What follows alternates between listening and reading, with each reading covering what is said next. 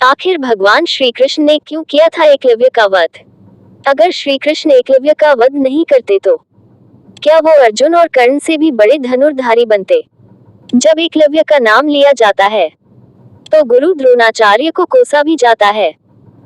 एक ऐसा धनुर्धारी जिसने 4 उंगलियों की सहायता से यादवों की विशाल सेना का संहार कर दिया था, जिसका वध भगवान श्री कृष्ण ने किया था। आखिर कौन था एकलव्य, कितना शक्तिशाली था और किस तरह से जरासंध के साथ मिलकर उन्होंने बलराम से युद्ध किया? हरिवंश पुराण के हरिवंश पर्व अध्याय 34 के अनुसार महाभारत काल में प्रयाग के तटवर्ती प्रदेश में श्रृंगवरपुर राज्य का नामो निशान मिलता है, जहां निषादराज हिरण्यधनु का वो पूरा साम्राज्य था। एक मान्यता के अनुसार एकलव्य भगवान श्री कृष्ण के चाचा के पुत्र थे, जिसे उन्होंने स्वयं निषाद जाति के राजा को सौंप दिया था।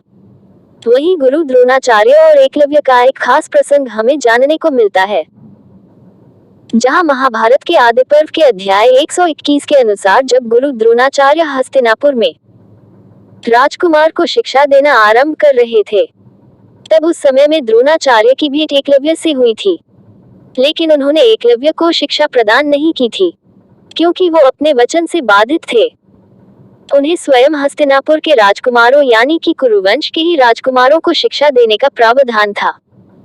द्रोणाचार्य जानते थे कि एकलव्य एक बहुत बड़ा धनुषधारी है और आगे जाकर कर्ण और अर्जुन से भी बड़ा धनुर्धारी बन जाएगा, इसीलिए उन्होंने दान में उसका अंगूठा मांग लिया। लेकिन इसके बाद भी एकलव्य का सफर खत्म नहीं हुआ। इसके बाद एकलव्य वापस अपने राज्य में लौटकर आया और वहीं रहने लगा। लेकिन पिता की मृत्यु के बाद उसे ही निषादों का राजा नियुक्त किया गया। न केवल वो राजा बना, बल्कि उसने अपने राज्य की सीमाओं के विस्तार के लिए अपनी एक खास सेना भी बनाई और आगे जाकर वो जरासंध से जा मिला, जहां पर जरासंध ने उसे अपने सेनापति के तौर पर नियुक्त किया। वहीं हरिवंश पुराण के भविष्य पर्व के अध्याय 58 में एक खास जिक्र मिलता है, जहां पर राजा पौंडरोग भगवान विष्णु का अवतार खुद को बताता था और ऐसे में उसका वध स्वयं भगवान श्री कृष्ण ने किया था।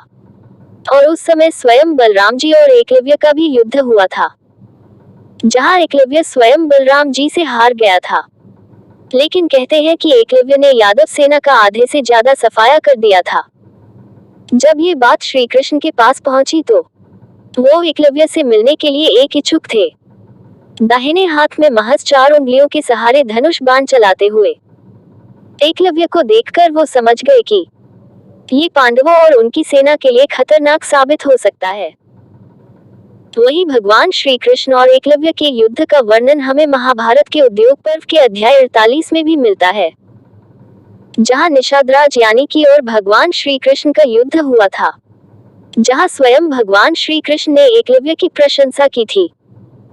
जहां उसके बाद स्वयं भगवान श्री कृष्ण ने अपने सुदर्शन चक्र की सहायता से एकलव्य का मस्तक धड़ से अलग कर दिया।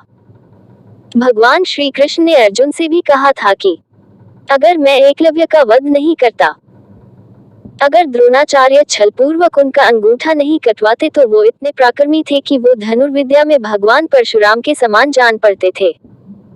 अगर वो ये सिद्धि हासिल कर लेते तो देवता, दानव, राक्षस या नाग या गंधर्व कोई भी मिलकर उन्हें युद्ध में परास्त नहीं कर सकता।